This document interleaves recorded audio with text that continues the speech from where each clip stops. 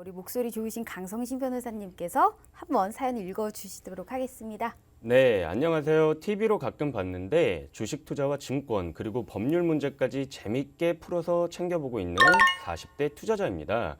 제가 여자라서 그런지 저한테 시켰나요? 네.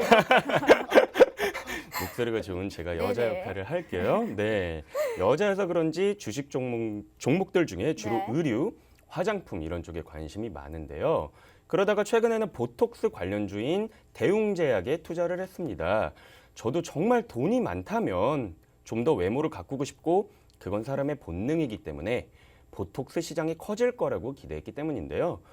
대웅제약 나보타가 후발주자이긴 하지만 꽤 좋은 성능을 가지고 있다고 해서 저도 정말 기대를 많이 했습니다. 그런데 갑자기 국내 경쟁사인 메디톡스가 대웅제약을 법적으로 소송을 걸었다고 하는데 영업비밀을 침해했다고 하더라고요. 그러면서 이제 대웅제약의 주가는 급락을 하는데요. 어떤 게 문제가 돼서 소송을 하고 있는 건가요? 소송의 현재 상황도 궁금하고 대웅제약이 가지고 있는 건 어떻게 대응해야 될까요? 17만 5천 원의 비중이 40%나 되는데 메디톡스로 갈아타야 하는 건가요? 한스바이오메드 같은 종목들은 추가적으로 어떤지 물어보고 싶습니다.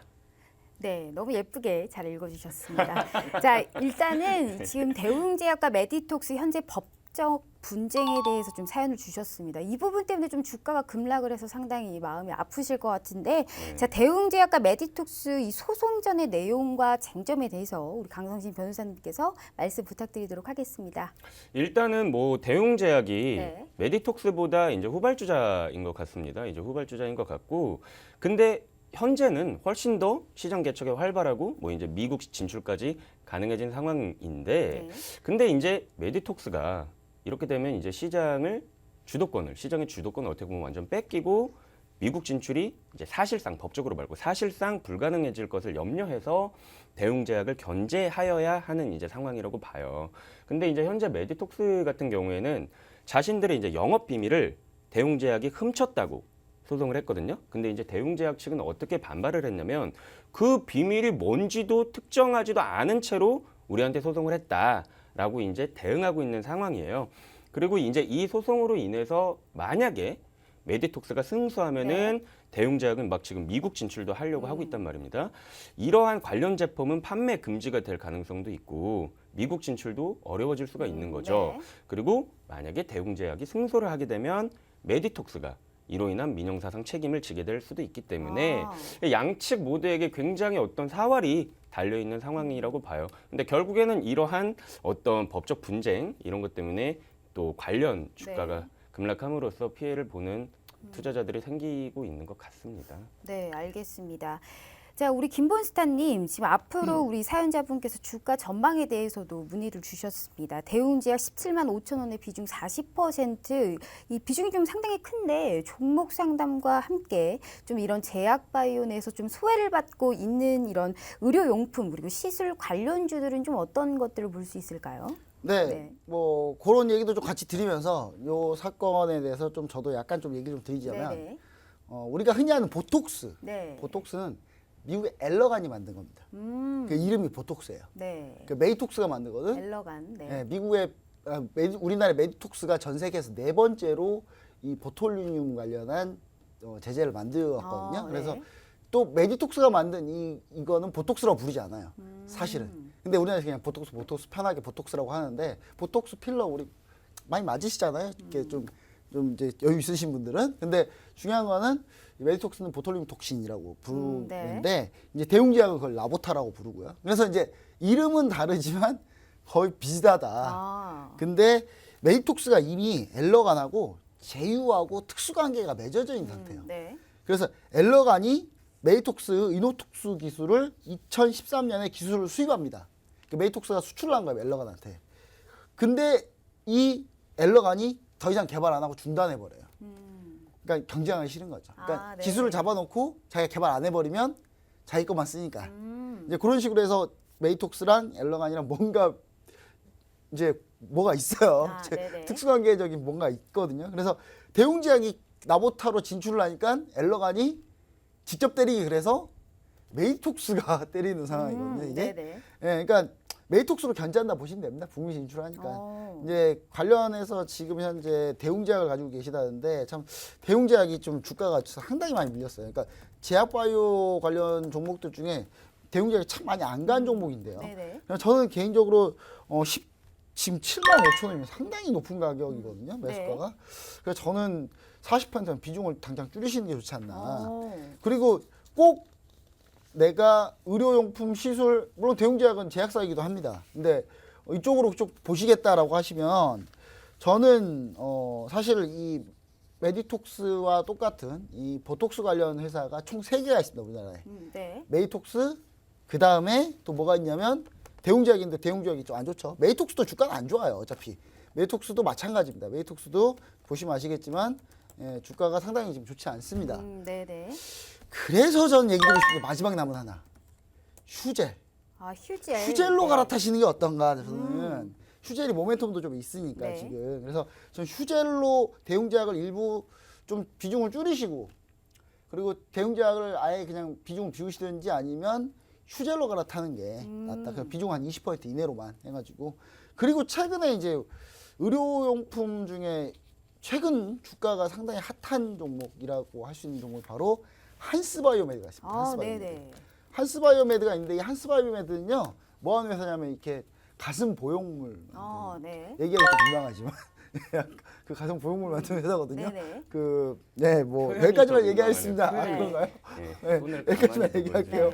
근데 한스바이오메드가 4분기 실적 발표했는데 실적이 서프라이즈 나왔습니다.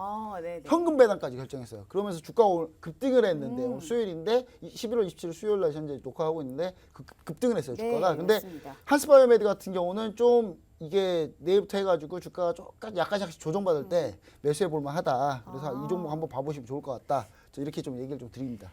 그 사실 그럼 제약바이오 전반적인 업종에 대해서는 좀 어떻게 볼 수 있을까요? 그러니까 지금 저는 의료용품 냉탕과 시술 온탕을 좀 관련주는 오가고 하고 있는데. 요즘 네. 제약바이오 다 개별주로 올라요. 말도 안 되게 뽀로로 네네. 치약이 중국에 진출했다 그래서 KM제약 급등하고. 그러니까 요즘은 이제 전체적으로 안 가고 네네. 다 개별 이슈로 가고 있기 때문에.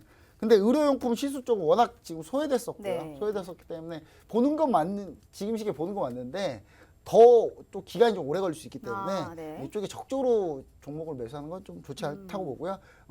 바이오 종목 중에 제가 좋아하는 종목도 많이 있습니다. 좋은 네. 종목도 많이 있으니까 그런 종목들 썰톡 시간에 많이 얘기 드렸으니까 네. 그 종목으로 보시면 좀 빠르다 주가가. 그래서 그쪽으로 한번 봐보시는 게 좋다 이렇게 얘기 드리고 싶습니다. 네, 알겠습니다.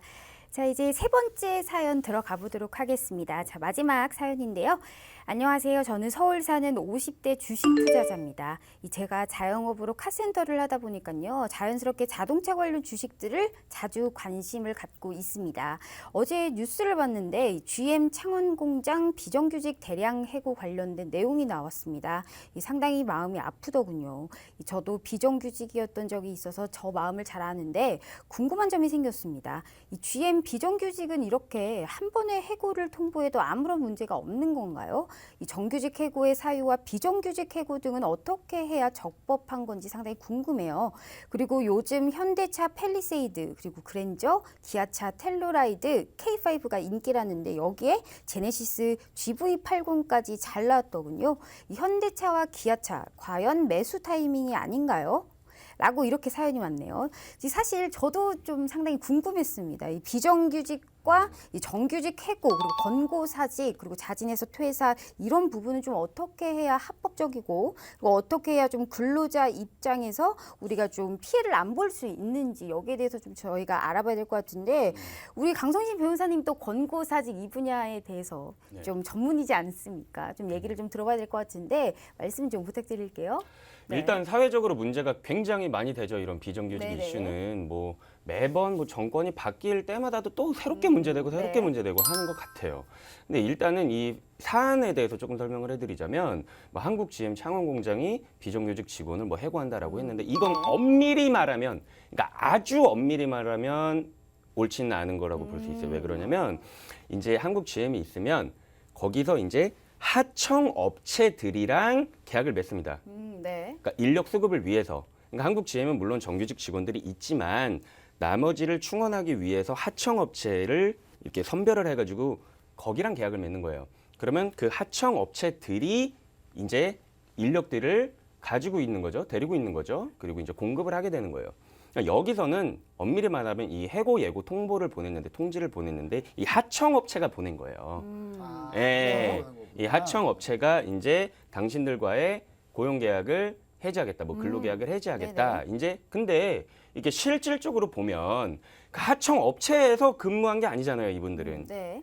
GM에서 똑같이 정규직 분들이랑 같은 근로 하시는 분들이세요. 네. 근데 이거는 그래서 실질적으로 보면 해고가 된다라고 해가지고 이제 문제가 크게 되고 있는데 이제 한국 GM 측에서는 어떻게 얘기를 하고 있냐면 이제 하청업체에다가 더 이상의 계약을 뭐 하지 않겠다라고 이제 계약 해지를 한 거가 자신들의 어떤 운영 상황 때문에 어쩔 수 없다라는 거죠. 이제 뭐 네. 교대 전환 같은 거기 때문에 교대 전환으로 인해서 이제 본인의 소속된 그런 어떤 직원들의 안정을 기해야 되고 생존력을 위해서는 어쩔 수가 없다. 불가피한 조치다라고 이제 주장을 하고 있고 네. 이제 한국 GM 비정규직 지회에 속한 이제 비정규직 근로자들은 20년 넘게 창원 공장에서 일을 했다. 응? 그리고 해고 통보를 물론 GM과 직접적인 연관 근로계약은 없을지라도 실질적으로 보면 난 여기서 20년 넘게 일했는데 하청 계약을 파기함으로써 해고 통보를 하청 그 업체로부터 받은 건 청천벽력 같은 일이 아니냐. 네. 그리고 뭐 GM 같은 경우에는 또 잘 아시겠지만 예전에 공적 자금 같은 게 굉장히 많이 투입이 들어갔죠, 됐었잖아요. 우리나라에서. 네.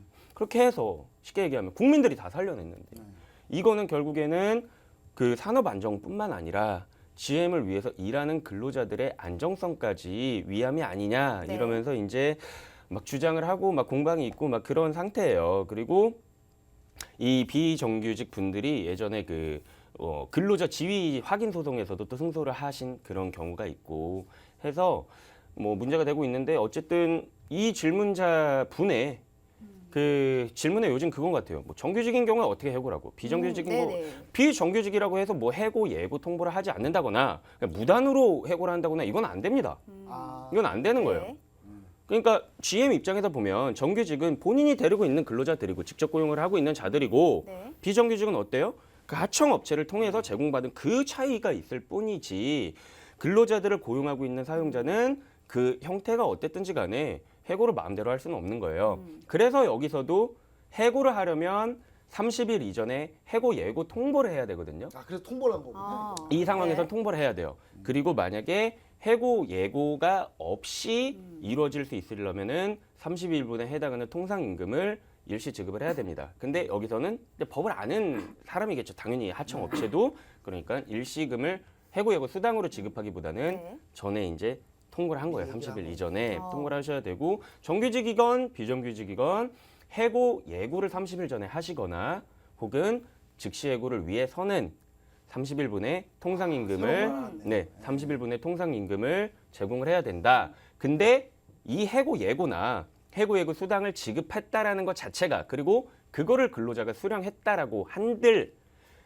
이거는 만약에 부당한 해고인데 그거를 줬다고 한들 아, 성립 안 되는 네.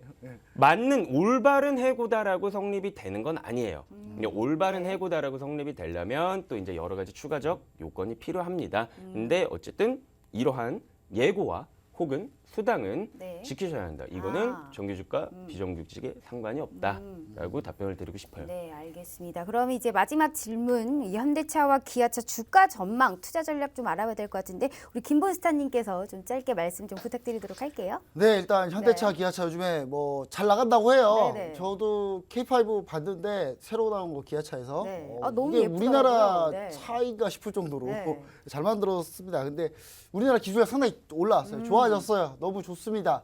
저도 우리나라 차들이 글로벌 시장에 선전하면 너무 좋겠어요. 근데 국내에서 하는 행태가 너무 말도 안 되는 행동을 한 적이 많았기 때문에 네. 저는 그래도 마음이 가지가 않습니다. 아. 그래서 일단 현대차, 기아차는 일단 국내 판매보다는 해외 판매가 더 중요해요. 네네. 일단 국내 내수보다는 이제 해외 판매 전략에 집중하고 있으니까 그리고 중국 등이 이제 신흥 시장에서 현재 치열하게 경쟁 중에 있는데 중국이나 러시아 이쪽이 좀 중요합니다. 근데 오늘 이제 얘기 나온 거 있는데 일단 내수 성장 같은 경우는 네. 현대차 같은 경우 내수 성장 같은 경우는 기업의 근본적인 문화가 좀 바뀌어야 되지 않나.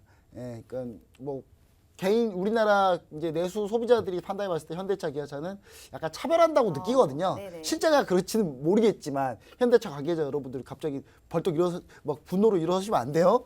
예, 일단 저는 그 얘기를 좀 드리고요. 올 현대차가 인도네시아 공장 설립을 추진한다고 발표를 했습니다. 그러면서 동남아 진출을 본격적으로 할 거다 이렇게 좀 얘기를 하고 있는데요. 최근에 이 현대차, 기아차가 좀 발전하고 있지만 네. 요즘에 또 공유 경제가 상당히 좀 빨리 올라오고 있거든요. 차 공유하고 막 이런 게. 네. 그러면서 차량 판매량이 줄고 있습니다. 그래서 이런 부분들 때문에 서로 패러다임이 전면 충돌하고 있다. 그래서 완성차보다는 우리는 부품사에 관심을 갖자. 그래서 저는 현대모비스는 공유 경제에서도 상당히 잘 나갈 수 있어요. 네. 이 현대모비스, 그 다음에 현대유야. 이 두 종목 실적도 상당히 좋기 네네. 때문에 이 두 종목을 우리가 집중적으로 관심을 보면 상당히 좋지 않을까. 네. 부품사 쪽으로 좀 보자 이렇게 얘기를 드리고 싶습니다. 네, 알겠습니다. 자, 이렇게 한 주가 끝이 나고 있습니다. 한 주 동안 증시 이슈, 투자 아이디어 지금 원하신다면 너튜브와 노란통 메신저에서 톡앤스타 검색하셔서 저희와 함께 하시면 좋을 것 같습니다. 자, 당분간 추운 날씨 이어진다고 합니다. 옷 따뜻하게 입으시고요. 저희는 다음 주 월요일 저녁 8시 다시 찾아오겠습니다. 시청해주신 여러분 고맙습니다.